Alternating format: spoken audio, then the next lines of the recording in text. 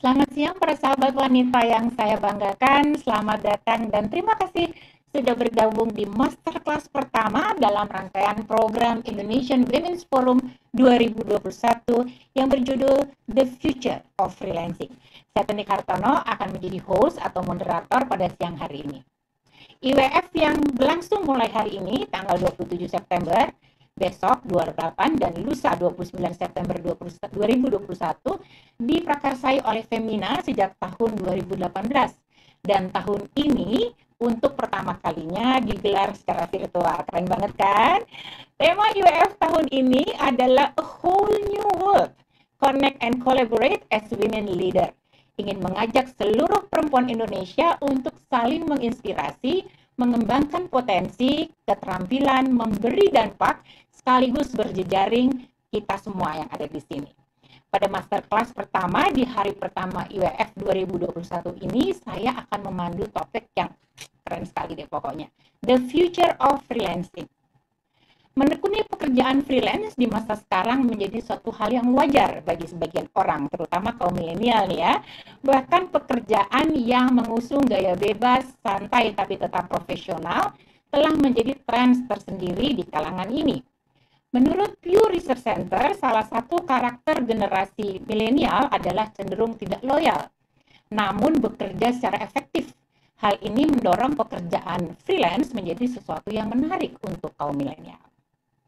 Di sisi lain, berkembangnya teknologi yang membantu mewujudkan dunia kerja yang inklusif berdampak baik pada pekerjaan freelance yang semakin bervariasi dan nyatanya memiliki gaji yang besar.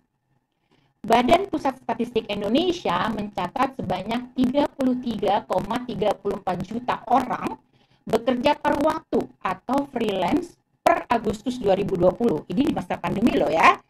Angka ini naik 4,32 juta orang atau 26% dari tahun sebelumnya. Pekerjaan sebagai freelance terus diminati oleh banyak orang karena beberapa jenis pekerjaan lepas ini memiliki prospek dan profit yang tinggi. Bagaimana peluang dan tantangannya ketika semakin banyak orang melirik bidang ini? Kita akan menemukan jawabannya dari para pembicara yang hadir pada siang hari ini. Saya perkenalkan satu persatu dulu ya. Saya mulai dari Ayla Dimitri. Pembuat konten mode dan gaya hidup yang pernah menjadi editor mode di sebuah media ini memiliki 402.000 lebih followers di Instagram. Ia kerap membagikan tips dan tren terbaru seputar fashion. Baru-baru ini wajah cantiknya terpampang di billboard di Times Square, New York. Halo Ayla, selamat siang. Hai, selamat siang Mbak Tenik. Selamat siang semuanya. Hai. Halo. Saya nggak dengar suaranya. Ini kayaknya masih di mute atau bagaimana ya? Aku udah nggak mute sih. Suaraku aman nggak? Oke. Saya coba pakai ini deh. Hai Ayla. Hai. Hai. Sudah terdengar suara. Sudah di Jakarta atau masih di New York? Alhamdulillah sudah di Jakarta dan sudah keluar dari karantina. Alhamdulillah. Terima kasih Alhamdulillah. sudah menjadi narasumber untuk siang hari ini ya. Dengan senang hati. Oke, juga sudah bersama saya Livi Wongso. Ilustrator muda ini banyak mengangkat perempuan dalam karyanya. Livi kerap menggunakan karyanya sebagai media pengurang stres dia. Tak heran bila namanya kini kerap menjadi sorotan para pencinta seni kontemporer di Indonesia. Hai Livi, halo. Halo Kak, halo semuanya. Livi, terima kasih ya sudah bersedia menjadi narasumber untuk masterclass pada siang hari ini. Sedang sibuk apa, Liv? Terima kasih juga Kak, aku lagi sibuk gambar-gambar aja sih. Gajian beberapa proyek, ya, sama bikin karya. Bikin karya. Ini jangan-jangan sambil gambar-gambar saya? Enggak ya? Oke, last but not least, yang tersayang Mbak Meike Malaon, karir spesialis dari Daya 5 Abisatya. Memegang komitmen untuk menelurkan pemimpin masa depan yang berkualitas dengan visi tajam dan yang memajukan kemanusiaan melalui gagasan dan ide, Daya 5 telah menjadi konsultan Human Resources sampai 21 dan lebih di Indonesia. Mbak Meike, apa kabar? Selamat siang Mbak Teni, Alhamdulillah kabar baik. Selamat siang. Terima kasih sudah menjadi narasumber ahli untuk masterclass kita siang hari ini. Sibuk apa Mbak? Seperti biasa masih sibuk di kantor, tapi kalau untuk Femina, untuk IWF selalu akan ada waktu. Mantap. Oh jadi udah work from office ya? Belum. Masih WFH full di kantor sejak Maret tahun lalu. Jadi udah 1,5 tahun belum menjejakkan kaki lagi di kantor. Ya, ini kita semua memang berada di dalam era ke depan yang kayaknya bekerja dari mana saja, tidak hanya dari rumah. Ini menjadi satu kebiasaan baru ya. Oke, baik, kita langsung saja ya. Kita akan memulai sesi pertama bersama Ayla dan Livi. Oke, saya akan mengajukan pertanyaan pertama untuk Liv ini ya. Liv, menjadi desainer grafis dan ilustrator yang Livi lakukan saat ini disebut-sebut sebagai salah satu jenis pekerjaan freelancer yang paling banyak dicari orang. Benarkah karena saat ini tampilan visual pada apapun itu ya, baik manusia maupun benda, semakin penting. Bagaimana tanggapan Livi? Bener banget, karena kan kebanyakan orang kan gimana ya, tiap kali contohnya untuk mempromosikan sesuatu kan pasti ada konsep kan, untuk konsep itu disampaikan kepada audiens hanya melalui teks itu nggak cukup gitu loh Kak, jadi memang butuh visual untuk menjelaskan, dan kita tuh makhluk yang memang lebih cepat tanggap terhadap visual gitu, jadi memang banyak banget orang-orang yang menawarkan jasa visual untuk menjelaskan suatu konsep. Seperti itu. Menarik ya, itu sebabnya job makin banyak nih. Di saat ini, sekarang ini aja, kira-kira sudah berapa banyak yang harus dikerjakan di bulan September ini? Ada beberapa, ditambah lagi kan juga baru-baru ini lagi heboh-hebohnya NFT kan, itu kayak marketplace yang cukup friendly lah untuk para artis supaya karyanya lebih dihargai, seperti itu. Oke, baik kalau gitu. Dan selama September ini, maksudnya dalam masa ini menjadi freelancer ini, job itu dikerjakan kapan? Apakah memang di saat kamu senggang atau memang ada satu waktu tertentu untuk bekerja?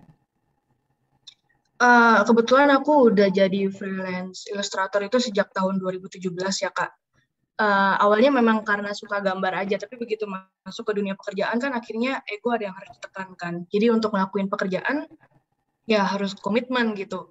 Dalam waktu bekerja untuk bikin karya sendiri, aku jatahin waktunya mungkin saat malam atau mungkin hari libur gitu. Menarik. Oke, sebelum saya ke Ayla untuk pertanyaan berikutnya, saya mohon maaf apabila audio yang didengar oleh audiens atau peserta masterclass ini dari saya masih kurang bersih. Kita di sini sedang membetulkan dan menyiapkan semuanya supaya lebih nyaman di telinga Anda. Dan mohon maaf tadi juga kita mulai sedikit terlambat ya, tapi oke. Mudah-mudahan itu tidak mengurangi gairah kita semua untuk mengikuti masterclass pada siang hari ini. Oke, berikutnya pertanyaan untuk Ayla Nila. Bagaimana Ayla melihat dinamika kehidupan konten kreator saat ini ya? Ayla ini juga banyak sekali nih jobnya. Jadi kalau dibilang sebagai freelancer kayaknya full time aja. Jumlahnya pula terus bertambah ya konten kreator ini. Platformnya juga makin bertambah. Apa sih yang menarik dari kehidupan seorang Ayla sebagai konten kreator? Ya, oke. Thank you Mbak Tanik pertanyaannya. Jadi sebenarnya mungkin ceritain sedikit background aku kali ya Mbak ya. Maksudnya kenapa tiba-tiba kok aku bisa ada ke dunia content creator ini. Jadi sebenarnya kan aku backgroundnya tuh adalah di media. Aku bekerja di media cetak dan juga media online dan itu adalah media lifestyle dan fashion. Dan dari situlah aku sebenarnya belajar bagaimana untuk aku menjadi seorang, bisa dibilang mungkin menjadi seorang jurnalis lah ya gitu. Nah dari situ tuh aku networking aku ternyata membawa aku ke dan juga apa ya tren udah gitu juga kita nggak ada yang tahu ya ternyata social media itu bisa sejauh ini gitu kan, bisa ke arah sini gitu. Ternyata ada tuh yang sekarang namanya job title as a content creator. Nah kalau misalnya tadi Mbak tadi bilang aku sebenarnya mungkin freelance tapi bisa dibilang full time juga, iya gitu. Nah sebenarnya menarik adalah ketika aku merasakan transisi dari bekerja 9 to saya aku dulu kerja dari jam 9 sampai jam 7 kali ya, bukan jam 5, 9 to 7, dan ketika aku shifting ke dunia content creator itu yang paling aku rasain adalah ketika aku bisa menentukan prioritas atau menentukan jam kerjaku sendiri, itu sih gitu. Itu yang salah satu yang jadi hal yang aku rasa ternyata ini ya apa ya kayak dinamika dari timeline pekerjaannya tuh juga ternyata berbeda. Nah, selain itu juga aku merasa ketika aku bekerja dari media full time ke content creator yang mungkin kita bisa bilang juga sebagai freelancer, itu adalah aku punya ruang untuk explore lebih lagi dan aku juga punya ruang untuk aku belajar lagi hal baru. Jadi kalau misal dulu kita kerja di kantoran mungkin udah ketahuan nih ya job desk-nya apa, SOP-nya apa. Tapi ketika kita mengalami dunia freelancer, justru banyak hal banget yang kita dikasih waktu buat untuk ini ada project yang mungkin formnya agak berbeda daripada yang biasa kita lakukan. Itu jadi kayak mengajarkan kita untuk mungkin untuk lebih kreatif lagi, untuk juga mengasah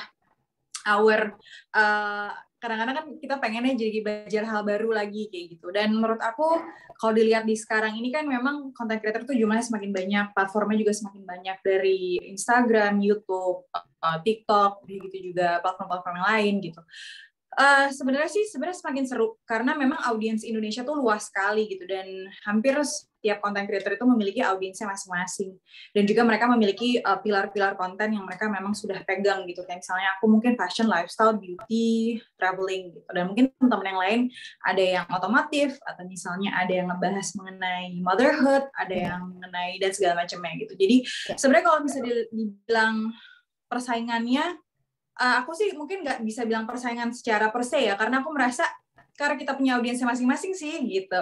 Dan kita juga udah nge-build our interaction with our audience juga merasa kayak ternyata bukan masalah persaingan, tapi masalah bagaimana kita di sini sebagai content creator bekerja sama dengan content creator yang lain untuk menyampaikan informasi yang positif. Yes, bersinergi seperti itu. Mungkin pada awalnya banget ketika pergeseran dari munculnya social media tiba-tiba hadir tuh kan, itu kan lumayan sebuah fenomena yang baru gitu. Mungkin orang tiba-tiba konsentrasi terpecah dari yang biasa kita semua dapat dari media-media cetak atau media online yang memang secara resmi title-nya tersebut gitu. Misalnya sebut saja majalah A atau online A gitu yang memang mereka underline-nya adalah media. Sekarang munculnya ada social media itu kan menjadi lebih personal kayak gitu. Mungkin pada saat transisi itu kurang nyaman mungkin karena kan mungkin media-media yang biasanya kita baca tiba-tiba ada media-media kecil atau personal media ini yang menyuguhkan berita yang mungkin intinya sama tapi pengemasannya beda atau dan sebaliknya. Ya itu sebenarnya transisi dan adaptasi saja sih. Cuman semakin kesini ternyata terlihat gitu loh bahwa perannya media personal ini apa, perannya memang media yang konvensional media itu apa gitu. Jadi ya sebenarnya sih di sini kita seperti bahu membahu sih sebenarnya ya. Iya, betul. Pada akhirnya apa namanya tuh gaya atau core masing-masing media gitu kelihatan ya. Yes, benar banget. Dan juga bilang, sorry? Kenapa Mbak Tanik? Sorry. Ya tadi kan Ayla bilang the good things atau ups-nya adalah Ayla dan teman-teman konten kreator ini bisa menentukan sendiri jam dan gaya kerjanya, juga ruang yang bisa sangat dieksplor. Nah, tantangannya apa? Atau downs-nya? Tadi ups-nya, ini downs-nya apa nih bekerja sebagai freelancer? Oke, mungkin kalau bisa dibilang tantangannya adalah ketika loads kerjaan itu sendiri, misalnya kan kalau misalnya good problems adalah ketika loads-nya banyak, ya kan? Ada juga bad problems adalah ketika mungkin di season-season atau di bulan-bulan yang sepi, ternyata pekerjaannya misalnya tidak stabil gitu. Kayak misalnya gini, mungkin kan kalau kita bekerja di sebuah company kita tahu gaji kita berapa, kita dapat asuransi, udah gitu kita juga dapat kalau misalnya THR, udah gitu kita dapat bonus dan segala macamnya, itu udah terukur dan terhitung. Cuma ketika kita freelance, pengaturan cash flow-nya tuh mesti pintar gitu, kayak karena kita belum tentu tuh pendapatannya kita kan selalu sama setiap bulannya. Mungkin kadang-kadang surplus banget, tapi habis itu kadang-kadang mungkin kayak sangat rata-rata atau bahkan mungkin lebih sepi daripada biasanya gitu. Jadi sebenarnya sih bagian situnya juga kita mesti pintar-pintar untuk ngatur yang namanya cash flow atau mengatur keuangannya. Nah, selain masalah income juga adalah ketika kita harus menciptakan ruang kerja yang kondusif, meaning kita harus disiplin. Kalau misal kita nggak ada self-discipline, kalau kita juga nggak determinasi dan nggak komitmen sama title kita sebagai freelance, ya kita juga jadinya in return juga mungkin kita nggak seprofit itu, karena ini literally kayak semakin kita rajin, semakin kita menghasilkan. Kalau kita semakin malas, ya semakin nggak menghasilkan gitu. Kalau di kantor kan kita dalam satu divisi itu biasanya bekerja dalam satu tim. Kalau misalnya kita salah, kita masih ada payung company di situ gitu kan, masih ada tim-tim yang lain yang bisa cover atau ada bos yang bisa menjadi yang melindungi lah kalau misalnya ada masalah. Ada backup ya. Ya, kalau freelance kalau kita salah, ya kita yang salah gitu. Kita yang harus menanggung tanggung jawab tersebut dan bagaimana kita menyelesaikannya sebagai seorang freelance yang mungkin bekerja sendirian atau mungkin ada partner gitu. Jadi beban tanggung jawabnya somehow mungkin ya lebih jatuh, maksudnya bukan lebih jatuh ya, tapi lebih memang diemban lebih full untuk kita gitu. Sebenarnya kalau mau ditanyain mana yang lebih berat, mana yang lebih ringan, sebenarnya it's about the same lah, mau kerja full time atau freelance. Tapi yang paling aku berasa adalah memang self discipline-nya sama work ethic-nya benar-benar harus dibangun ketika kita freelance, seperti itu. Aduh, penjelasan yang gamblang banget dan lengkap nih ya dari ya. Ini pertanyaan untuk Anda berdua nih ya. Bekerja sebagai freelancer sudah tentu akan sangat bergantung pada project ya. Dari kalian kan ya, betul. Dan bagaimana kalian berdua membangun relasi dengan klien dan tetap profesional dalam bekerja? Mungkin Livia dulu yang jawab kali ya. Silakan Livia. Oke, kalau aku kan kita sebagai freelancer kan otomatis kerjanya lumayan kayak bisa dibilang kerjanya sendiri ya Kak. Saat klien minta apa, kita harus serba bisa, kayak kita harus menawarkan apa yang bisa kita tawarkan, kita juga bisa solving problem mereka juga apa, sama ya kita harus benar-benar nawarin macam banyak hal gitu. Kalau untuk kerjasama supaya mereka bisa kasar tuh nyantol lagi sama kita adalah ya pertama dari skill kita harus nunjukin semuanya yang terbaik, kita harus nunjukin attitude juga yang terbaik, kita juga harus profesional dalam mengerjakan pekerjaan yang mereka berikan juga, dan lagi sebenarnya yang aku tawarkan tuh lebih ke ciri khas aku juga sih, kayak mereka tuh memang datang ke aku karena ingin gambarnya Livi gitu, ingin gambar yang stylenya Livi gitu, karena kan masing-masing mungkin semakin banyak ilustrator bermunculan gitu, tapi kan stylenya beda-beda, karena kita tuh harus nonjolin itu, kayak ya kita tawarkan lah style kita tuh seperti apa gitu. Bagaimana Livi membangun sikap profesional itu dalam hubungan dengan klien? Yang pasti ini kan apa ya, dunia seni gitu ya, yang kadang-kadang para seniman ini kan juga bukan tidak profesional, tapi gayanya beda gitu dengan Iya. para pekerja yang juga freelance tapi mungkin dalam perbankan atau dalam bidang hukum gitu misalnya ya. Gimana Livi sendiri membangun sikap profesional ini di hadapan klien? Kalau aku sebagai ilustrator yaitu neken ego aku sih. Kita kan sebagai seniman kan punya ego tersendiri dalam berkarya kan. Kayak pengennya tuh seperti ini. Tapi begitu masuk ke klien, pasti kan mereka punya request yang setidaknya itu kita harus cari win-win solution-nya gitu loh Kak. Yeah. Jadi kita harus solving problemnya mereka yang bisa nunjukin kitanya juga tapi tidak merugikan mereka. Mereka juga merasa diuntungkan seperti itu. Dan yang kedua yaitu terhadap deadline yang pasti, karena kan kerja sebagai freelancer kan waktunya cukup fleksibel kan ya.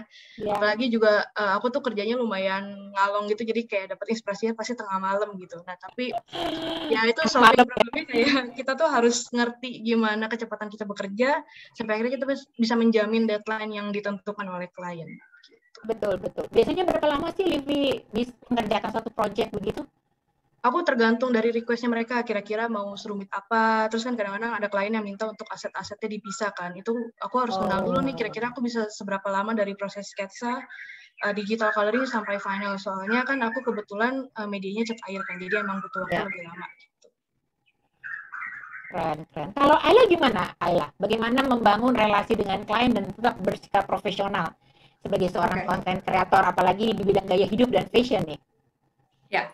Oke, sebenarnya aku cukup bersyukur sih aku punya pengalaman di media fashion and lifestyle, media cetak dan juga di media online. Karena di situ aku belajar banyak banget yang namanya work ethic dan juga aku belajar banyak banget yang namanya bagaimana kita membangun relasi dengan gak cuma hanya klien tapi juga mungkin waktu itu kan aku banyak interview narasumber, udah gitu juga aku berurusan dengan banyak sekali pihak gitu, dari mungkin gak hanya klien tapi juga ada berurusan dengan orang-orang tim-tim marketing fashion dan juga yang lain-lainnya. Nah, di situ aku benar-benar belajar yang namanya bagaimana kita, misalnya, aku pernah posisi berbalik lah ya, maksudnya aku pernah di medianya, dan pernah sebagai kliennya juga, jadi aku merasakan posisi di masing-masing gitu. Nah, dari situ tuh aku akhirnya bisa membangun komunikasi, jadi memahami bagaimana cara komunikasi, udah gitu bagaimana juga mengerjakan satu hal sesuai dengan timeline, mungkin sama kayak Livi kan aku juga ada deadline juga gitu. Itu juga bagaimana tektokannya misal sama klien harus ada approval, udah gitu juga kita misalnya harus hal-hal kita lebih proaktif sama klien ataupun juga sama semua orang yang kita bekerja sama gitu. Karena dengan kita proaktif maka kita tahu tuh kayak lebih dalam gitu loh dalam untuk mengeksplor dari proyek yang mereka berikan. Sebenarnya mungkin aku bisa kasih contoh sedikit. Let's say aku bekerja sama dengan brand A gitu, dan mereka datang ke aku. Bentuk komunikasi dan bentuk kerjasamanya tuh kreatif prosesnya bisa banyak banget nih Mbak Tanik gitu. Bisa mereka datang dengan kayak kita mau kerja sama dengan Ayla karena kita tahu A, B, C, D, F, G, karena kita tahu angle-nya mungkin sesuai dan segala macamnya, kita punya SOE ini gitu. Tapi ada juga brand yang datang ke kita, gue punya masalah, atau bukan masalah ya, tapi gue punya tantangan isu ini, ya tolong dong bantuin gue untuk memecahkan atau mencarikan solusi untuk isu ini, gitu misalnya. Kira-kira campaign apa sih yang bisa sesuai menurut lo? Jadi lebih kayak, gue tuh pengen ini, tapi Ayla tuh bisa apa sih buat kita gitu. Jadi yang itu juga berfungsi jadi advisor ya dalam hal ini ya? Yes, bisa dibilang seperti itu sih gitu. Dan mungkin karena mereka tahu aku punya cara komunikasi yang ya ini Ayla banget, atau misalnya cara konten, atau misalnya cara berpakaian, atau misalnya bahkan gaya konten atau gaya berbicara dan komunikasi dan bagaimana aku menarasikan konten-konten aku tuh juga akhirnya mereka datang untuk gue tahu nih karena lo tuh bisa begini, maka gue rasa lo bisa cocok sama brand kita, yuk kita bikin sesuatu yuk, kayak gitu. Jadi sebenarnya hal-hal yang seperti itu aku sangat appreciate sih ketika mereka memang melihat aku sebagai individu gitu loh, sebagai Ayla Dimitri yang ABCD, instead of kayak gue tahu karena Ayla punya follower banyak, gue tahu dia mungkin engagementnya gini-gini, gue mau taruh deh gitu. Tapi kan sebenarnya yang lebih enak itu ketika memang kita bekerja sama, tahu nih visi misinya masing-masing kayak gitu.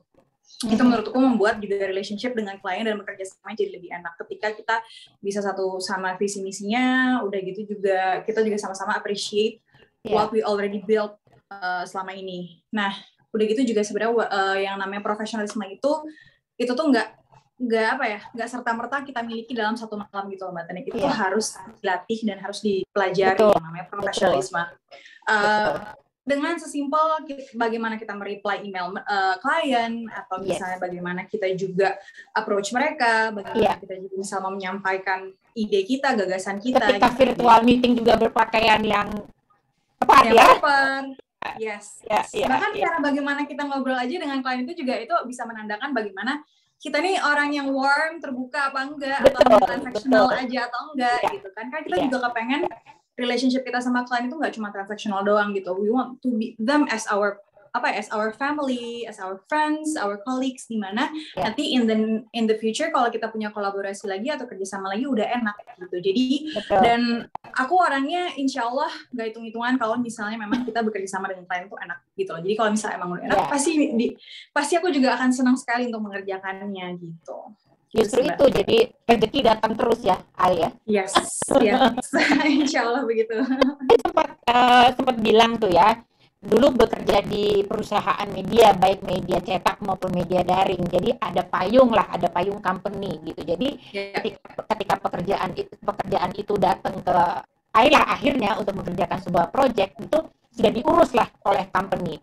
Nah sekarang ini Ayla dan Liv ya bekerja secara freelance, itu semua jadinya diurus sendiri, walaupun mungkin ada tim di belakang yang menangani. Nah ini berkaitan dengan kontrak kerja nih, ya kan? Dulu diurusin oleh perusahaan misalnya, sekarang mengurus sendiri nih kontrak-kontrak kerja dari klien. Pernah punya pengalaman berharga nggak untuk hal ini? Nanti saya juga akan tanya ke Liv, tapi Ayla dulu deh yang jawab. Oke, mungkin alhamdulillah sejauh ini pengalaman aku all good. I mean, misalnya memang ada yang mungkin masalah komunikasi, miskomunikasi, atau misalnya masalah yang kita ketemu di tengah, alhamdulillah bisa dicari solusinya dengan cara yang nyaman buat kita berdua, win-win solution gitu. Dan so far sih tidak ada pernah terjadi yang namanya violating contract, ataupun mungkin ada satu hal ya, mungkin kayak misalnya aku deadline-nya agak mundur, terus akhirnya, atau misalnya justru pembayaran yang mundur gitu, itu kan kadang-kadang kita juga kayak harus cek bolak-balik kontrak dan segala macam. Tapi memang kontrak itu adalah hal yang kita tuh mesti teliti, sama-sama tahu kitanya misalnya mau ada revisi kontrak ataupun klien mau ada revisi kontrak, itu mesti benar-benar clear di depan gitu, jangan sampai kontrak tersebut merugikan salah satu pihak gitu. Betul. Dan juga makanya kenapa itu perannya penting kita punya tim ataupun manajer dari sisi aku ya, karena hal-hal tersebut itu nggak bisa hanya dicek dari satu layer aku doang, itu harus dicek berlayer-layer. Bahkan aku juga punya sahabat aku yang lawyer, kadang-kadang juga ngecekin kontrak-kontrak aku kayak gitu. Karena these days we never know kalau misalnya ternyata di kontrak tersebut ada pesan-pesan tersirat atau kayak hal-hal yang sebenarnya harusnya mungkin kita lebih teliti kayak gitu sih. Tapi alhamdulillah so far perlu waspada juga ya. Aman-aman aja. Kenapa? Perlu waspada juga berarti ya. Yes. Dan jadinya Ayla juga belajar macam-macam nih, nggak cuma untuk urusan konten yang diproduksi Ayla, tapi juga mengenai hal-hal legalitas dan kontrak ya. Ya, itu benar banget. Dan bahkan juga aku jadi belajar mengenai bisnis sendiri, Mbak Tanika. Kan aku juga berpartneran dengan tim yang mungkin handle-nya lebih ke branding and marketing gitu. Misalnya which is kayak aku juga sebenarnya handle branding and marketing, tapi ada juga tim bisnisnya gitu. Dan itu aku belajar banyak banget sih gitu. Jadinya juga ketika kita mau mengerjakan sesuatu, kita juga jadi mikir in return tuh ini bagaimana ya investment-nya gitu. Jadi aku juga mikirin klien udah invest sekian, how can I make this return of investment-nya tuh balik ke mereka gitu. Keren banget. Kalau ini gimana deh? Ada pelajaran berharga nggak selama menjadi freelancer yang berkaitan dengan kontrak-kontrak kerja? Karena kan harus diurus sendiri ya, atau maksudnya ya kalaupun ada tim tapi tetap ini yang tanda tangan gitu istilahnya adalah Livi, gimana? Iya, kalau aku kebetulan aku sendiri tuh lumayan lembek ya ke klien, kayak aku tuh lumayan gak enak untuk gimana nih, Liv? Sebenarnya pengalaman ini sih Kak, kayak aku tuh lumayan gak enak untuk kayak negosiasi sama klien gitu. Misalkan klien minta sesuatu yang memang di luar dari kontrak tuh aku agak gak enak untuk nolak gitu loh. Makanya kenapa aku perlu hire manager untuk ngebatasin aku dengan klien gitu. Ibarat kata kayak ngelindungin kliennya juga sama ngelindungin akunya juga. Sama kan beberapa klien kan suka apa ya namanya ya, either kalau mereka nggak terlalu ngerti sama ilustrasi, mereka juga nggak gitu ngerti sama ritme kerjanya gitu. Kayak kadang-kadang tuh ada yang bilang deadline itu sebulan lagi gitu, tapi karena mereka mintanya macam-macam, jadi sebenarnya tuh bisa lari gitu. Nah itu tuh kayak aku tuh lebih dari sebulan susah. Ya? bisa lebih dari sebulan, apalagi mintanya juga macem-macem kan, kayak revisinya kok bisa sketsa aja gitu, tahu begitu diwarna mereka baru bawel gitu. Itu kan lumayan, aku tuh lumayan ciut lah nyalinya untuk nego yang seperti itu gitu. Makanya kenapa aku perlu manajer untuk membatasi itu. Tapi kalau Jadi sekarang ada manajer. aku ada manajer karena aku lumayan nggak bisa ngurusnya seperti itu gitu. Tapi kalau Ya, jadi untuk ide proses kreatif ada di tanganmu, tapi untuk hal-hal seperti itu biarkan manajer bekerja begitu ya. Iya betul. Kalau untuk ide kreatif aku bakalan langsung dimasukin dalam satu grup itu untuk kita diskusi kira-kira apa. Karena kan aku juga harus siapin solusi kira-kira tuh mereka maunya seperti apa. Dan kebanyakan klien juga lebih open untuk buka diskusi kira-kira ini bisa diapain nih. Contohnya kayak waktu itu tuh aku sempat bikin ilustrasi lah untuk kalender suatu perusahaan gitu. Perusahaan perhiasan waktu itu. Nah mereka tuh sempat kayak pengen bikin sesuatu yang fancy dan coba dong tambahin ilustrasi yang nggak cuma dekoratifnya aja gitu. Dan kebetulan mereka pilih aku, berarti mereka tahu style gambar aku seperti apa kan. Aku nawarin gimana kalau misalkan aku tambahin karakter ini di perhiasannya kalian gitu. Karena kan waktu itu kan gambar aku kan tema-temanya fairy gitu kan Kak. Dan kebetulan target marketingnya mereka itu untuk wanita usia 30 tahun di atas, sedangkan kan gambarku tuh lebih kayak dongeng gitu kan. Iya, kayak lebih remaja, lebih anak kecil. Fairy tales gitu ya? Iya, fairy tale gitu. Cuma mereka karena nawarkan pekerjaan itu ke aku, berarti aku harus solving problemnya itu kan. Nah, aku bilang aku akan coba untuk gambar wanita yang di luar dari zona nyaman aku, yaitu gambarin wanita yang usianya di atas 30 tahun yang lebih dewasa gitu.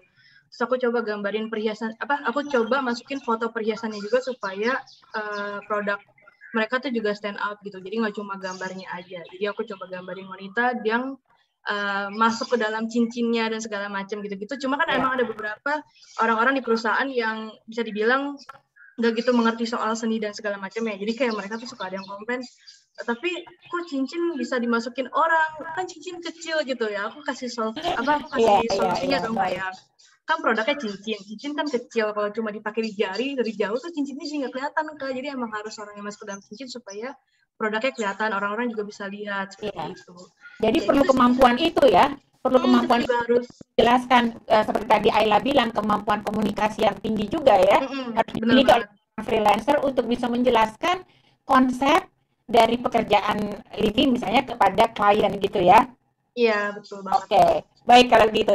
Sekarang kita beralih ke Mbak Mike Malawan nih. Mbak Mike, mungkin kita bisa bahas dulu ya apa yang tadi diungkapkan cerita-cerita mengenai kehidupan sebagai freelancer oleh Ayla dan Livi. Bagaimana pendapat Mbak Mike pada dua freelancer keren ini? Apa yang membuat mereka sukses bertahan dan bahkan menjadi hebat sebagai seorang freelancer? Senang sekali ya dengar sharingnya Ayla. Iya.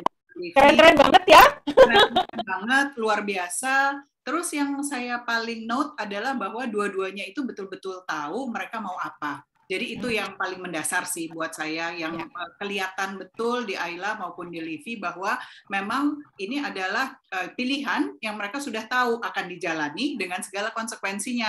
Tadi sehingga perlu tadi kayak Livi bilang, saya sambil nyatet-nyatet nih, Livi bilang perlu komitmen, Ayla bilang perlu disiplin, determinasi, karena semuanya juga tahu bahwa untuk menjadi freelancer ini teman-teman yang hebat-hebat ini kan bukan dalam perjalanan mencari pekerjaan tetap, karena kadang-kadang banyak di antara orang yang sekarang menjalani profesinya secara freelance itu sebetulnya berharap bahwa itu adalah tangga ataupun step menuju pekerjaan tetap. Jadi rasanya yang paling perlu kita semua pahami dulu adalah bahwa ini memang pilihan yang dengan sadar kita lakukan dengan semua kelebihan. Tadi bisa disebutkan prioritas, kita tentukan sendiri, fleksibilitas, dan juga konsekuensinya. Tadi Ayla bilang harus pintar ngatur cash flow, ternyata Livi yang apa tadi sebutnya sama klien ya, harus ciut sama klien katanya. Konsekuensinya tentunya semua ada. Jadi itu yang harus waktu kita melakukan memilih untuk jadi freelancer, tahu semua kurang lebih. Jadi acara seperti ini sih menurut saya sesuatu yang bermanfaat ya buat teman-teman yang lagi di persimpangan barangkali. Ya, dan ingin juga menjalani pekerjaan sebagai freelancer seperti Ayla dan Livi, dan bagaimana menapaki jenjang itu supaya juga menjadi nanti bertahan ya seperti Arya dan Divi sekarang, dan juga nanti tetap sukses gitu dan hebat bahkan menjadi seorang freelancer. Mbak Meike, ini yang juga menjadi isu dari pekerjaan freelancer ini adalah bicara tentang well-being-nya nih. Jadi tadi kayak pengurusan bicara tentang well-being-nya. Well-being, oke. Ya, jadi pengurusan pajak, tadi cash flow kata Ayla, asuransi terkait soal kontrak kerja. Ini bagaimana insight dari Mbak Meike untuk para freelancer ini untuk mereka paham tapi juga nggak ciut gitu untuk bicara soal ini.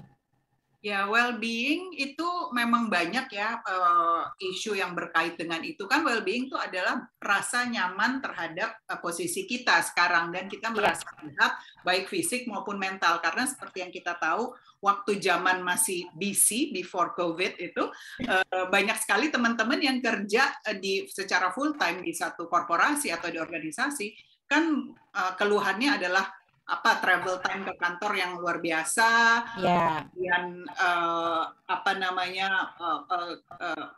kungkungan dari batasan. Tadi Ayla bilang kalau kita kerja di kantor job description jelas, di satu pihak itu menguntungkan karena kita juga nggak bingung apa yang kita kerjakan, tapi di lain pihak kalau kita adalah orang yang betul-betul ingin mengembangkan diri, job description itu menjadi sesuatu yang bisa membatasi betul membatasi diri. Jadi well-being itu sangat kuat sih hubungannya dengan pilihan di mana kita mau berkarir.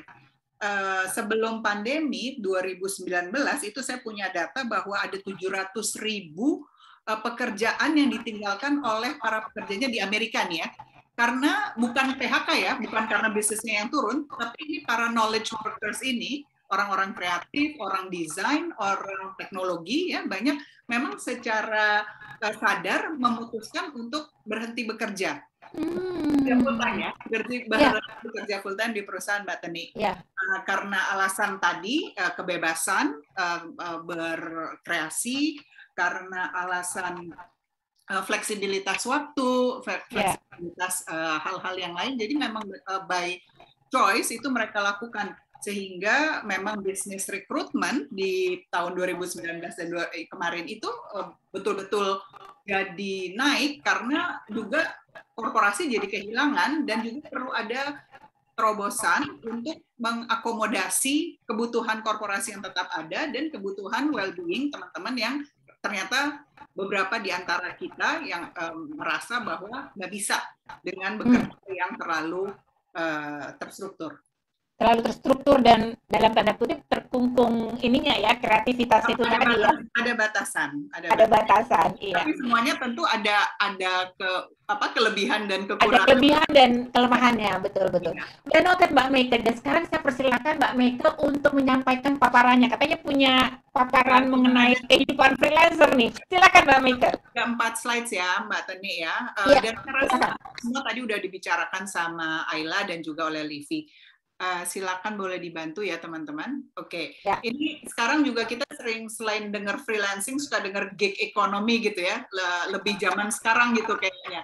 Asalnya setahu saya sih dari teman-teman yang musicians, para pemain musik gitu yang biasanya punya lagi ada gig gitu besok tampil pentas di mana, manggung di mana. Silakan next slide-nya. Jadi kita lihat definisinya, gig economy itu adalah pasar pekerjaan yang karakteristiknya adalah preferensi untuk adanya short term contract. Jadi baik dari yang memberikan pekerjaan maupun yang mencari kerja. Jadi short term partnership bukan longer term permanent jobs. Jadi itu yang bisa kita lihat di sini definisinya dari gig economy. Jadi memang ada preferensi untuk short term contract. Di mana kalau misalnya kita lihat ada coba dibikin kuadran matriks gitu antara employed dipekerjakan oleh suatu organisasi atau perusahaan dan self employed. Kemudian di level senior atau di level pelaksana, kita akan bisa melihat bahwa ada yang namanya eksekutif, itu kalau bekerja di organisasi, para pengambil keputusan tentunya, dan para staf pekerja, employee. Sementara kalau di yang gig economy, yang lepas, yang lebih bebas, itu kalau kita di senior level, itu kita menjadi entrepreneur. Kalau memang kita sudah punya tim nih, kalau dengar tadi Ayla bahkan punya teman yang lawyer untuk liatin kontrak-kontrak dan segala macam, bisa-bisa nanti betul-betul punya satu tim yang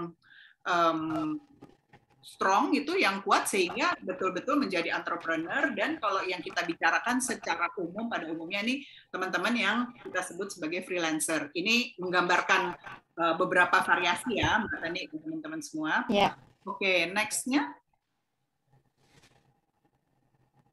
Ini data Indonesia, tadi juga sudah disebutkan oleh Mbak Tani ya. Ini saya kumpulkan, tim kami di kantor juga mengumpulkan dari beberapa source, semua dari beberapa artikel, semua mengutip ininya adalah sumbernya adalah BPS, bahwa memang ternyata pandemi ini membuat kesempatan bekerja di perusahaan itu juga berkurang. Jadi kita tentu sering mendengar perusahaan-perusahaan yang terpaksa melet go sebagian dari karyawannya, sehingga kalau dilihat ini dari Januari sampai Agustus 2020 tahun lalu itu terjadi penurunan 11,5% di full time workers, sementara di part time worker itu naik 26%, di mana di antara part time workers itu 19% naik di freelance workers.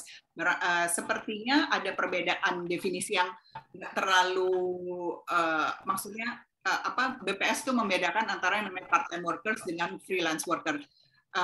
Sepemahaman saya, tapi tentunya ini harus dicek ulang, kalau yang namanya part time workers itu lebih ke manual jobs gitu, sementara kalau freelance memang hubungannya biasanya lebih kepada kreativitas.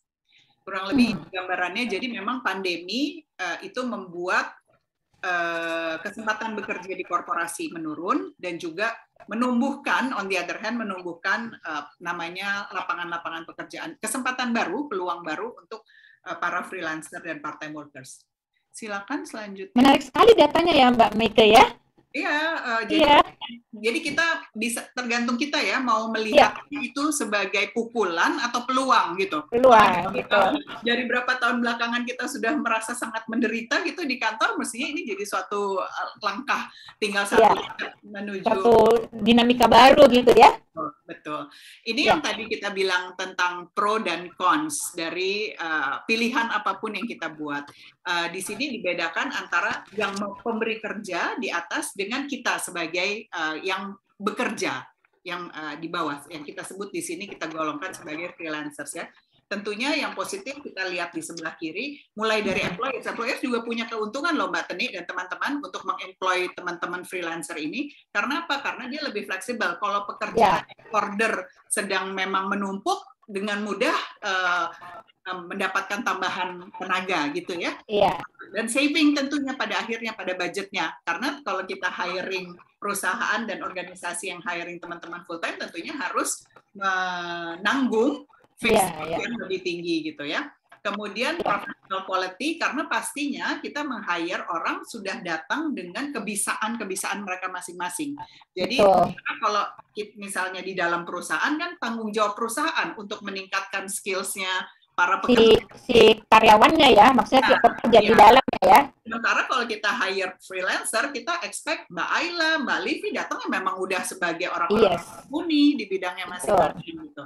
Dan diverse pool of workers. Kita bisa sekarang dengan dunia yang bisa dibilang borderless begini, Mbak Ayla baru pulang dari New York gitu, Livi bisa bekerja untuk misalnya project yang di Jepang. Jadi dan dari segi employers juga melihatnya sebagai ini kesempatan untuk nggak harus cuma hire yang itu saja atau dari region kita saja gitu, dari territory kita. Jadi itu terbuka. Jadi tentunya buat untung. Buat freelancer tadi sudah disebutkan dari awal ya, pengalamannya dua cewek-cewek kece tadi, fleksibilitas, kemudian pekerjaan juga bisa jauh lebih bervariasi karena kita bisa bertemu klien yang kebutuhannya beda-beda di industri yang berbeda-beda. Low commitment nih artinya bukan low commitment dalam negatif ya, tapi artinya kalau kita kapan mau berangkat ke Bali mungkin lebih mudah. sekarang dengan kondisi WFH sebetulnya teman-teman yang full time juga agak lebih mudah tuh soal bisa work from Bali atau from mana pun. Wah iya nih ya betul. Tapi in general sebetulnya itu adalah traditionally itu adalah advantage yang dinikmati oleh freelancer. Nggak apa-apa Mbak Teni, keselak kah? Iya nih agak dengar tadi penjelasan Mbak Meka, jadi saya kayak apa saya freelancer aja nih ya. Kita terusin ya. Kemudian remote working yang paling bawah, tapi memang dengan pandemi dua yang bawah ini juga sekarang ikut dinikmati sebagai fasilitas bagi teman-teman yang WFH. Kita lihat sebelah kanan juga tetap tentunya ada konsekuensi dari pilihan kita. Kalau dari segi employer, tentunya turnover. Karena kita nggak bisa pegang misalnya Mbak Ayla atau Mbak Livi mau kerja yang pekerjaan ini. Tapi pekerjaan berikutnya kan belum tentu mau ya, belum tentu mau diambil. Sementara mungkin kita sudah jatuh cinta atau sangat cocok dengan gayanya Ayla atau Livi gitu. Jadi kita yang harus memanage itu, lack of security, lack of control tentunya mereka bukan teman-teman ini bukan pegawai kita nggak bisa memperlakukan mereka dengan, bukannya berarti pegawai bisa sembarangan juga, cuman pasti level kontrol itu berbeda terhadap bagaimana kita menteri teman-teman yang profesional.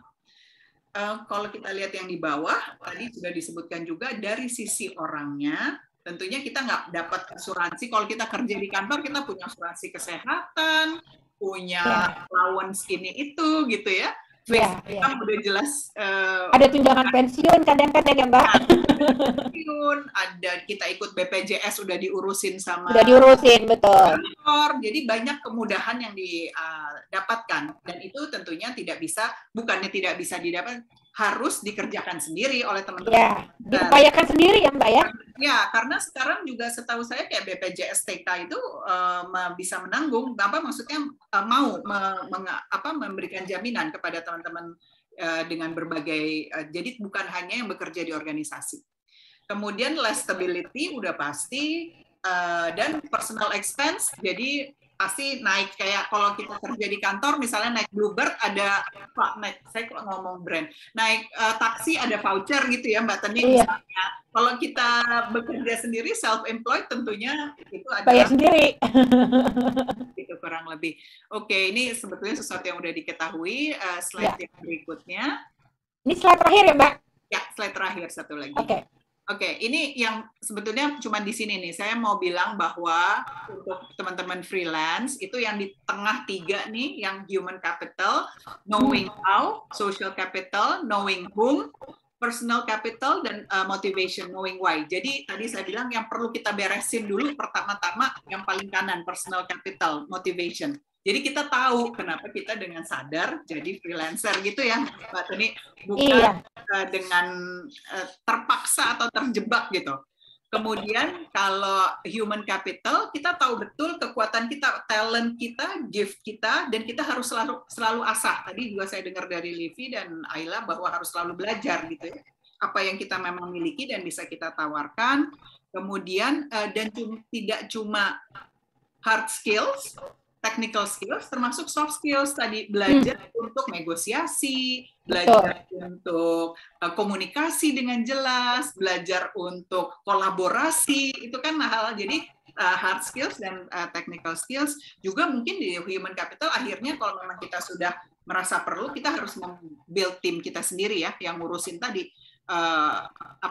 Manajer, kita punya lawyer, barangkali bagian legal yang harus ngeliatin terms and conditions di kontrak, mungkin finance karena harus urus pajak sendiri sekarang, nggak ada surat yang keluar dari kantor gitu, SPT, laporan. Ya, itu jadinya, dan social capital, ini juga sesuatu yang jangan lupa, karena tadi gimana kita memperluas network untuk selalu dapat opportunity yang lain di luar dari apa yang sudah kita miliki sekarang. Jadi ini kurang lebih sedikit aja menggambarkan, merangkum sebetulnya apa yang pengalaman yang sudah disampaikan oleh Ayla dan Livi. Thank you.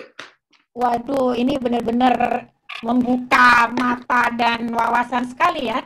Tadi sudah ada dari cerita kehidupan nyata dua orang freelancer dari Ayla dan dari Livi, dan ditambah insight dan data-data atau fakta juga dari sisi developing karir ya dari Mbak Meike Pahlawan. Oke, kita sampai ke sesi tanya jawab. Ini banyak sekali pertanyaan yang masuk, tapi mohon maaf karena waktunya juga tidak bisa leluasa. Kita pilihkan dulu beberapa yang sudah dipilih oleh Rajasa, produser kita.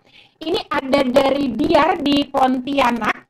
Pertanyaan untuk Mbak Meike. Mbak, beberapa tahun lalu saya aktif menjadi freelancer writer.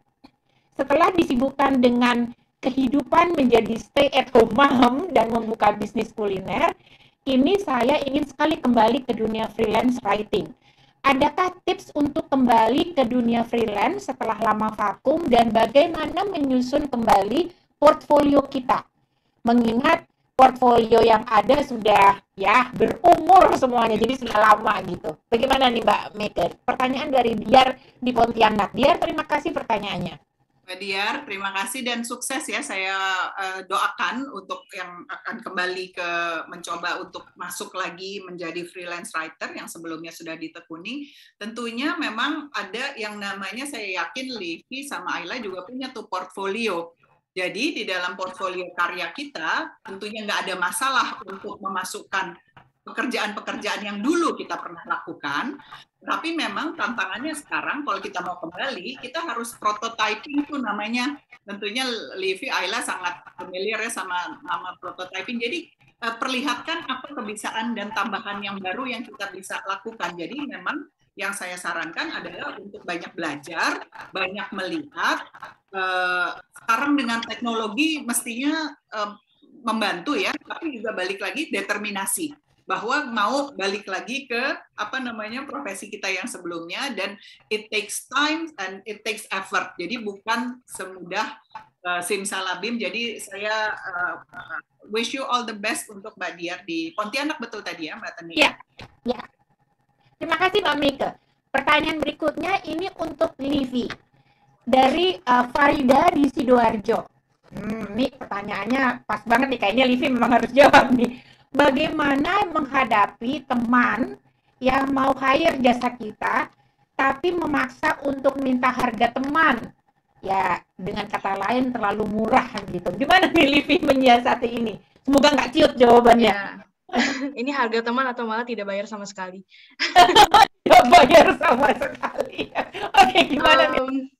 Apa ya, kalau aku sih bilang kalau misalkan temen, justru malah temen yang harus support kita bikin apa dong. Kayak ini usaha gue nih misalkan pengen bikin jasa untuk custom ilustrasi gitu. Ya kamu sebagai temen justru harus jadi supporter pertama dong. Justru malah kalau misalkan mau hire aku sebagai ilustrator, ya bayar. Karena kan kamu mau support aku gitu. Tapi kalau emang maunya custom ilustrasi dengan harga temen, ya sorry aja, aku juga bikin gambarnya dengan harga temen gitu. Ya diedukasi lah temennya, yang pasti harus diajak komunikasi, diedukasi lah yang pasti. Betul, iya ya, udah nggak mesti di harga teman ya. Ya, soalnya kan semua sesuatu kan perlu modal kan. Semuanya perlu modal gitu. Kita harus kasih tahu kayak misalkan untuk gambar nih, cat airnya, kuasnya, kertasnya, catnya segala macam itu kan juga perlu biaya gitu kan. Iya. Jadi ini memang istilah harga teman nih agak mengganggu ya nggak sih Ayla ya? Baik, ini pertanyaan untuk kalian berdua, untuk Ayla dan Livi dari Founda di Jakarta. Bagi pekerja freelancer, keistimewaan terbesarnya adalah dapat mengatur waktu kerja sendiri. Tadi Ayla udah mention hal ini. Livi juga secara tidak langsung juga sudah mention juga. Ini jadi keuntungan, tapi juga bisa menjadi tantangan. Untuk kalian berdua, adakah kiat khusus bagaimana mengatur waktu kerja yang fleksibel ini agar deadline tetap terpenuhi? Kita mulai dulu dari Ayla mungkin jawabannya ya. Oke, thank you banget pertanyaannya. Jadi mungkin kalau misalnya untuk mengatur waktu dan juga mengatur deadline dan timeline dan segala macamnya, sebenarnya sih gini, untungnya aku udah punya pengalaman waktu aku bekerja di media gitu. Jadi karena di situ kan kita juga ada deadline, dan gitu juga ada timeline production, habis itu juga ada timeline untuk cetak dan segala macamnya. Nah, dari situ aku belajar untuk menerapkan kedisiplinan tersebut di waktu aku sendiri juga. Jadi misalnya gini, bahkan kita itu kan ya kita tahu punya 7 hari dan 2 hari itu adalah tanggal Sabtu Minggu adalah waktu yang beristirahat.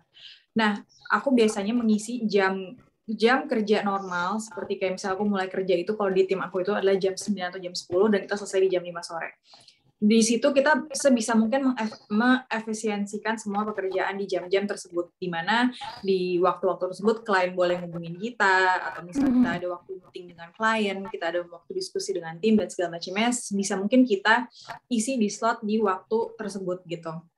Tapi kalau memang ada di luar waktu, misalnya selepas jam 7 malam, atau misalnya earlier dan jam 9 pagi gitu, atau mungkin di weekend, itu sebisa mungkin kita taruh porsi-porsi yang memang urgent statusnya gitu. Misalnya di pagi hari biasanya aku kebetulan early riser, jadi aku bangunnya memang pagi. Jadi aku starter gitu kalau sama tim, biasanya jam 7 aku udah nanya hari ini ada apa aja dan segala macamnya update. Nanti jam 9 baru kita ketemu di rumahku untuk mulai kerja dan segala macam. Nah, selepas dari itu biasanya misalnya nih ada klien yang mungkin kalau nggak urgent, misalnya malam ngontak, ya kita akan balas di besoknya gitu. Tapi kalau memang kondisinya urgent, kita akan mumpuni. Karena gini, kalau kita tidak mendisiplinkan koridor waktunya, maka kita juga jadinya nggak ada waktu istirahat. Karena waktu istirahat itu dibutuhkan untuk kita kreatif juice kita untuk bekerja kembali gitu. Kalau misalnya kita terus paksain ayo Rodi terus, kitanya juga jadi nggak kita udah kehabisan energinya, kita draining, akhirnya kreativitas kita juga mandek. Jadi sebenarnya itu sih, jadi pembagian waktu dari kapan kita, misalnya kita terima brief, ada deadline-nya berapa lama, nanti ada pekerjaan berikutnya, jadi kita berusaha kayak, kalau ngelihat jadwal aku tuh kayak main puzzle gitu loh Mbak Tenik. kayak bisa dilihat nih, oke, dalam sehari itu kemampuan energinya Ayla tuh bisa ngerjain, biasanya kalau ngerjain foto, reels, atau video tuh berapa lama sih kita hitung. Nanti ini deadline-nya kapan, abis itu ada production edit misalnya, terus nanti masuk lagi brief ini. Jadi kita berusaha untuk puzzling our content sebisa mungkin untuk secara energi dan waktu juga efisien, dan juga ada waktu misalnya kita ada tim production video gitu, editing, itu juga masuk tuh ke slot-slot waktunya. Jadi aku untungnya kebantu sama timku juga sih. Jadi misalnya aku lagi kerjain apa, ini yang udah dikirim approval, masuk lagi. Jadi sebisa mungkin nggak sampai overload. Nah, itu waktunya gimana, sebenarnya kita yang perlu disiplin adalah melihat skala prioritas dan urgensinya di mana gitu.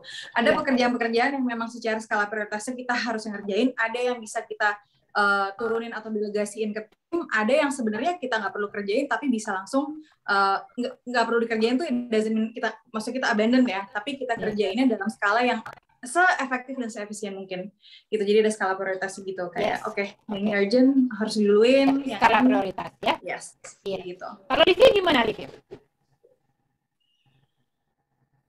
Kalau aku kurang lebih sama sih sama Kayla. Kebetulan aku kan timnya cuma berdua, kan aku sebagai ilustrator dan manajer aku untuk ngebantuin kayak proposal quotation juga sama klien kan. Kalau misalkan brief turun nih, misalkan dari klien, kira-kira mereka butuh apa, kita ajak diskusi kira-kira tuh deadline-nya kapan gitu. Dan mereka maunya apa tuh kita harus tanya sejelas mungkin, dan konsepnya tuh harus sejelas mungkin, supaya nanti begitu di tengah-tengah project mereka tidak ada request yang mendadak gitu. Jadi kita bisa set timeline-nya tuh cukup jelas dan harusnya tuh sampai ke deadline mereka gitu. Kayak misalkan mereka butuh ABCD, kira-kira mau sketsanya berapa banyak nih, kira-kira mau butuh ini nggak, nanti balik lagi, aku juga ngerti kecepatan bekerja aku tuh seperti apa, kita sama-sama rundingin, nanti aku akan lempar kira-kira bisa nih tanggal segini gitu. Nah, palingan itu sih. Kalau untuk waktu kerjanya sendiri, sama sih, aku mulainya tuh dari jam 7 sampai jam 6, itu kira-kira tuh aku bisa diganggu sama klien, sama proses kerjanya itu juga mereka bisa request di jam-jam segitu, aku juga balas-balas email dan segala macamnya. Tapi di atas jam segitu tuh aku mutusin untuk, kalau misalkan ada revisi mendadak di jam segitu tuh aku nggak akan tanggepin gitu. Kalau bisa ditanggepin sama manajer aku, bilangnya besok ya, nanti kita akan lanjut lagi di pagi harinya gitu. Itu sih. Terus sama juga ya, penetapan skala prioritas dan juga mengatur juga pada diri sendiri ya, untuk mana yang mau dikerjakan dan mana yang harus disampaikan kepada klien juga untuk ditunda, maksudnya dikerjakan besok begitu ya. Terus kalau untuk membagi waktu antara bekerja sama berkarya, maksudnya itu bikin karya pribadi, aku sih memanfaatkan kelemahan sebagai freelancer kan. Kelemahan sebagai freelancer kan adalah apa kelemahan sebagai freelancer dalam hal ini? sama kayak Kak Ayla kan proyeknya kan nggak tetap, mungkin ada season-season tertentu tuh proyeknya lagi dikit-dikitnya gitu, pemasukan lagi mungkin berkurang. Nah di saat seperti itu aku menginvestasikan waktu aku untuk bikin karya yang baru lagi Kak, kayak bikin sesuatu yang spektakuler untuk ditampilkan lagi ke audiens. Gampang aja sih melalui sosial media dan segala macamnya gitu. Jadi kayak klien-klien yang lama juga bisa lihat ada sesuatu yang baru nih dari Livi, ada sesuatu yang fresh gitu. Iya, iya. Jadi karya yang tidak terpatok pada proyek ya, ini karya pribadi yang untuk bisa ditampilkan. Mungkin suatu kali memang harus bikin pameran virtual ini. Iya, sudah dipikirkan. Aku setuju sih kalau boleh nambahin tadi, aku juga mungkin di season-season yang aku lagi agak sedikit slower, bisa di awal tahun itu kan, biasanya kalau udah akhir tahun, udah jor-joran, awal tahun tuh agak istirahat kan, istirahat dan segala macam gitu, atau enggak pas lagi habis lebaran tuh juga agak istirahat. Nah itu tuh biasanya adalah waktu-waktu juga aku akhirnya bikin personal content yang selama ini udah explore ya, yang selama ini belum. Nah akhirnya ya nanti akan menjadi portfolio baru sama kayak Livi, nanti dilihat kayak oke, Ayla sekarang ada keluar kontennya yang personalnya tuh ini lagi loh, jadi seru nih buat tap in kayak gitu. Jadi kayak kita ngasih kreatif juice sama ide gagasan baru di situ sih gitu. Keren. Aduh sayang sekali tapi ini waktu untuk pertanyaan tanya jawab terbatas. Tapi memang terima kasih sekali buat audiens yang datang di Masterclass pada hari ini. Pertanyaan-pertanyaan tetap ditampung oleh produser dan admin dari acara ini. Nanti akan coba kita jawab melalui konten-konten yang lain di IWF. Buka Instagram @iwf.connect atau di Femina Magazine ya. Oke, sebelum kita menutup, saya mohon kesediaan Ayla, Livi, dan Mbak Meike untuk sharing 3 tips sukses menjadi freelancer ala masing-masing, singkat, padat, dan tepat saja. Kita mulai dari Livi dulu deh. Yang pertama, yang 3 tips ya. Oke, yang pertama yang pasti komitmennya, terus setelah komitmen profesionalismenya, yang di dalam tuh berarti ada attitude, ada juga time managementnya juga dijaga. Terus yang pasti skill-nya yang harus ditingkatin terus. Iya. Oke, keren. Dari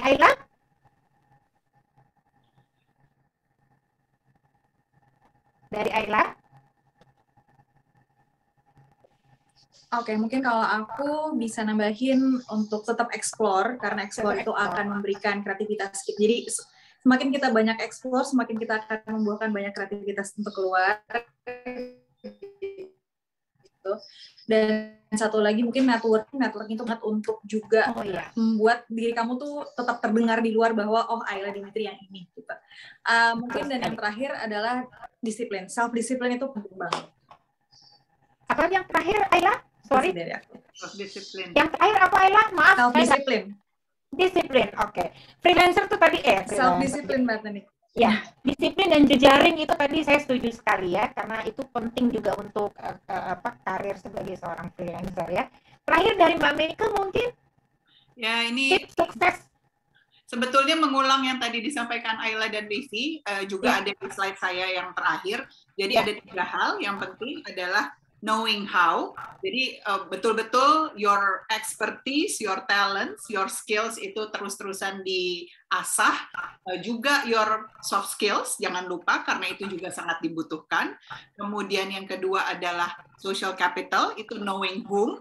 Terus build tadi platform ada banyak, bagaimana orang bisa tahu bahwa Anda bisa melakukan sesuatu, dan juga di kala senggang tadi seperti kata Ayla dan Livi, jangan lupa untuk let your creative juice flow, jadi lakukan hal-hal yang memang your personal interest, dan juga build network, jangan lupa dengan banyak kenal, dan juga gunakan platform-platform teknologi sekarang. Yang paling pertama sih, yang paling penting adalah tadi komitmen, motivasi, know why you're doing this. Sukses buat semuanya. Mantap semuanya deh. Oke, terima kasih Ayla Dimitri, Livi Wongso, dan Mbak Meike Malaun untuk paparan materi hari ini, Masterclass hari ini, The Future of Freelancing di Indonesian Women's Forum 2021. Saya yakin apa yang disampaikan oleh Ayla, Livi, dan Mbak Meike akan menjadi inspirasi untuk Anda semua, para audiens pada hari ini, dan mendorong kita untuk menjadi freelancer yang andal dan profesional. Sebelum mengakhiri masterclass kita, saya mau informasi ada beberapa hal penting mengenai Indonesian Women's Forum 2021. yaitu setelah masterclass ini akan ada 2 masterclass lagi, yaitu Millennial Money Makeover berlangsung pukul 14.30 dan Hybrid Working and Wellbeing yang akan berlangsung pada pukul 4 sore atau pukul 16 waktu Indonesia bagian Barat. Jadi pastikan untuk Anda hadir di sana. Jangan lupa mendaftar dulu kalau belum mendaftar untuk kelas-kelas tersebut. Nah, pada hari kedua besok, tanggal 28 September 2021, pada hari Selasa, yang akan mengangkat tema 100% Indonesia, conference panel pertama adalah Sustainability Business. Dan panel kedua adalah tentang The Rise of Local Brand dengan panelis yang istimewa. Jadi pastikan Anda juga hadir di sana ya. Rangkaian masterclass untuk besok ada 3 juga. Yang pertama adalah Cash Flow Management for Online Business yang akan juga saya pandu besok. How to Create Modest Fashion Brand Personality, ini menarik. Dan yang tidak kalah menarik, masterclass ketiga adalah Baking Workshop for Food Business Owners. Nah, silahkan lihat informasi lebih lanjut di Instagram @iwf.connect, @iwf.connect, dan @Femina Magazine. Jangan lupa juga cek di www.indonesiawomensforum.com. Ya, jadi jangan lupa juga untuk akun follow-follow tersebut.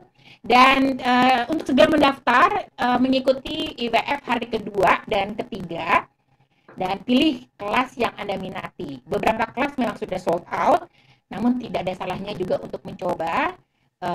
Mana tahu masih ada slotnya ya, tadi yang sudah sebutkan untuk conference dan masterclass di hari kedua besok. Yang tidak kalah menariknya adalah kunjungin pula Virtual Fest IWF 2021. Nah, ini ada semacam bazar virtual dengan masuk ke tautan iwfvirtualrooms.com, iwfvirtualrooms.com, roomsnya pakai S belakangnya, .com. Ada puluhan tenan istimewa yang ada di sana, di antaranya ada Blue Band, Kominfo, Bio Oil, Sendit, Tokopedia, Bungasari, Modena, Origina, Kala The Label, Rosalie Cheese, Sejauh Mata Memandang, Du Anyam, Kami, Nature Confidence, My Suara Basket, Manika Jewelry Bali, Sister Margot Karet, Ladam in Vanilla, Dinaro, Velora Official, Davlab, Cincau Cuan, Strawberry Patch, Havila Tea, Royal Sport Performance Center, dan juga tak kalah penting ada booth kami, Prana Dinamika Sejahtera, serta mitra media kita. Anda juga bisa melihat video-video inspiratif dan edukatif yang telah kami pilihkan. Silakan klik layar virtual di bagian tengah main lobby Virtual Fest 2021. Nah, serunya Virtual Fest ini akan berlangsung selama 1 bulan sampai 26 Oktober.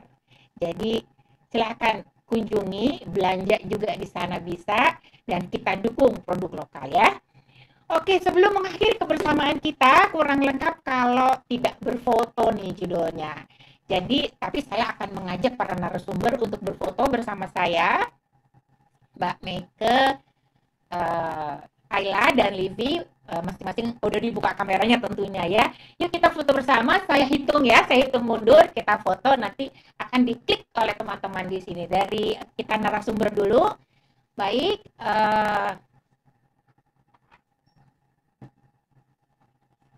Baik, kita hitung ya untuk Mbak Meike, Livi, dan Ayla, kita foto bersama. Sudah dipin tentu teman-teman di production house. Oke, kita berhitung mundur ya. 3, 2, 1. Oke. Sekali lagi untuk para narasumber, kita berfoto berempat. 3, 2, 1.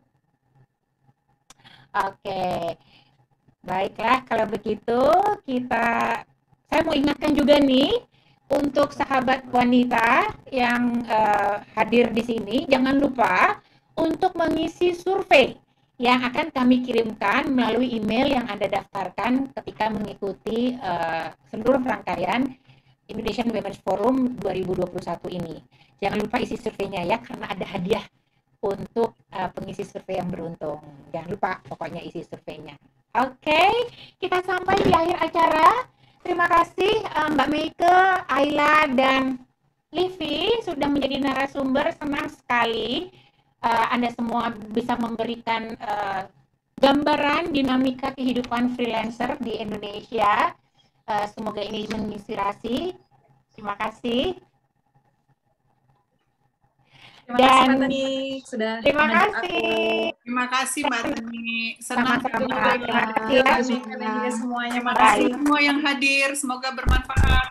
Oke, saya Tenik Hartono akan undur diri. Tetap jaga kesehatan, terapkan prokes 5M, mencuci tangan, memakai masker, menjaga jarak, menjauhi kerumunan, dan mengurangi mobilitas bila tidak ada keperluan mendesak. Sampai jumpa dan salam sehat. Thank you ya semuanya.